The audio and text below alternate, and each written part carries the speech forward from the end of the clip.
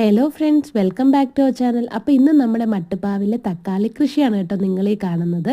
അപ്പോൾ നമ്മൾ ഇതുപോലെയുള്ള ചെറിയ ചെറിയ പ്ലാസ്റ്റിക് വട്ടളങ്ങളിലാണ് തക്കാളി നട്ടിരിക്കുന്നത്.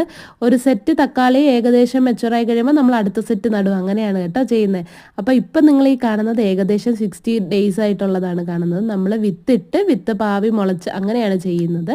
അപ്പോൾ ഇത് ഏകദേശം വിളവെടുത്ത് തീരാറായതാണ് കേട്ടോ ഈ ചെടികൾ. നിങ്ങൾക്ക് കാണുമ്പോൾ തന്നെ മനസ്സിലാവുന്നുണ്ടല്ലോ. അപ്പോൾ ഇന്നത്തെ വിളവ് എടുത്ത് കഴിഞ്ഞു. അപ്പോൾ എടുത്ത ഫോട്ടോസ് ഞാൻ ഇതിൻ്റെ ലാസ്റ്റ് ആഡ് ചെയ്യാം.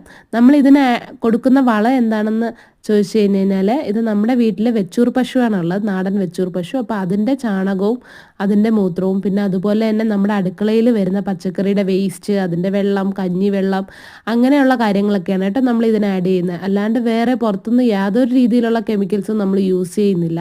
അപ്പോൾ ഇങ്ങനെ ചെയ്യുന്നത് കൊണ്ട് തന്നെ നമുക്ക് വീട്ടിൽ തന്നെ വിഷരഹിതമായിട്ടുള്ള പച്ചക്കറികൾ ഉണ്ടാക്കാൻ പറ്റും. കുറേശ്ശെ നമ്മൾ നമ്മുടെ മട്ടുപ്പാവിൽ മാക്സിമം കുറച്ച് സ്ഥലത്ത് മാക്സിമം നമ്മൾ പച്ചക്കറികൾ നടാൻ ശ്രമിക്കാറുണ്ട്. അപ്പോൾ അങ്ങനെയുള്ള വീഡിയോസാണ് നിങ്ങളീ കാണുന്നതൊക്കെ.